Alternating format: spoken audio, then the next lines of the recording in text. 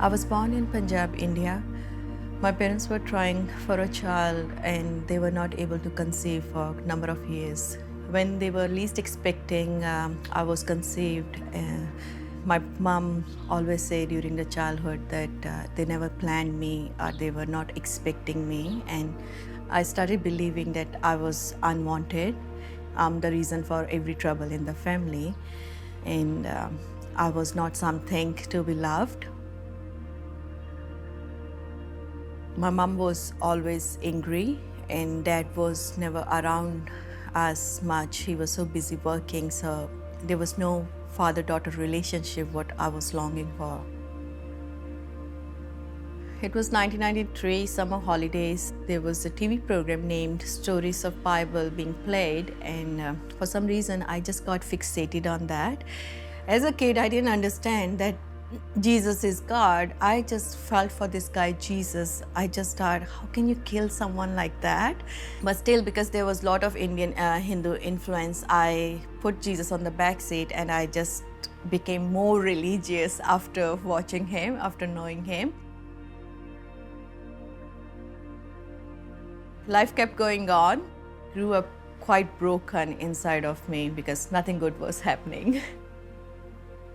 My mom wanted me to become something in life. She was a well-educated person, but because she could not work in her life, so she kept pushing me and my sister that you find your identity if you achieve something in monetary terms. So I started working as a university lecturer. Life was all right. I was starting to earn money. People will just see my smiling face and they will think that, oh, she got everything covered. But inside of me, I knew how broken I was, how destructive self-image I had about myself, regardless of what people were thinking. In between this all, I had this Christian colleague. She asked me that she sees me going through such terrible stuff, if I will like her pastor to pray for me. And I was like, okay, I will come to your house in the evening and this guy can pray for me, and thinking that nothing good ever gonna happen because I was worshiping so many gods. The moment this guy prayed for me, I just felt that, oh, that was Jesus I've been looking for. And I could see back when I was 10 and now I'm 25, I could see that he has been always there for me. And I gave my life to Jesus. All sort of trouble started at workplace where I was doing so well, and at home as well. Eventually, I lost my job, and my parents were really pushing me to get married, and couldn't find any guy for me to get married, and things were really getting worse in life at that time. I got a job in another uni. That vice chancellor of uni, one day he just started getting angry at me, and I couldn't understand why he was getting angry at me. These two guys, they came to me and they said, we want you to leave this job. This place is not for girls like you. This guy, vice chancellor guy, he's not a good person. So after I left this job, we came to know that this guy was a convicted predator, and we didn't know at that time when I joined this work. So I'm really, really thankful and grateful to God for making me leave that job. When I came back home, it was really horrible because I was not able to get work, was not getting married. They just wanted to get rid of me, literally. And then in between that, I had a dream. God showed me in dream to go to New Zealand. And I was like, God, you must be joking, because who's gonna send me to New Zealand? And I decided, okay, if God has said, I will go and talk to my dad. He said, you know what, I will give you those funds which I have saved for your wedding. I will give you that money and you can go and live your life. So in 2011, I came to New Zealand. But because I was so broken inside of me, I ended up in broken relationship as well. I always wanted to have children, and for me, losing my first child, it was really, really horrible.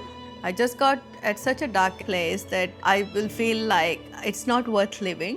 How could God do this to me? I have left all those gods, and now I love this God, and I've lost this child. And not having the support around me, my ex-partner was not helpful at all.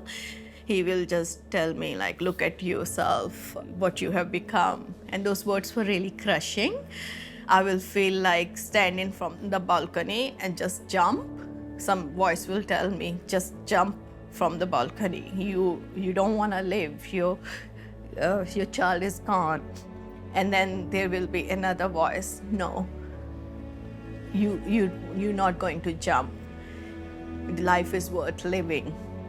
It was crushing. It was really, really crushing, because not having that support network around you and not understanding that you have to grieve for your loss. And then I surrendered to God, and I just cried and cried for that lost baby.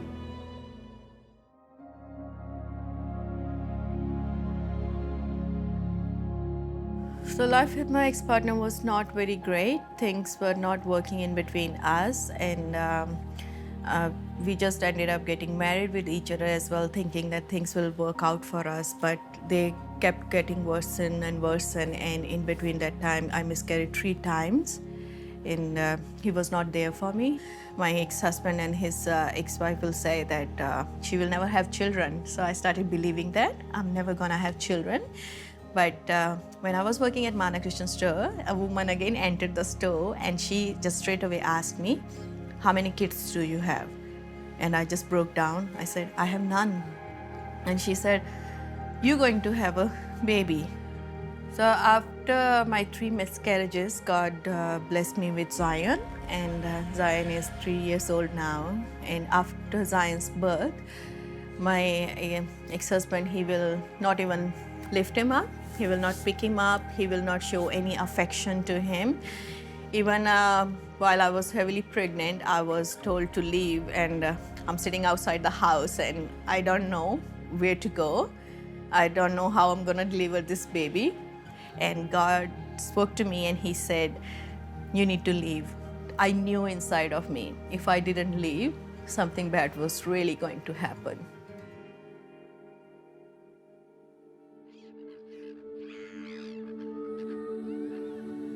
So it was 5 to 6 months since we separated, and God told me, He said, Smita, that marriage is over. You're not going back there. And I just got this peace of God on me. His peace came upon me, and I just knew that this relationship is over. It's finished now.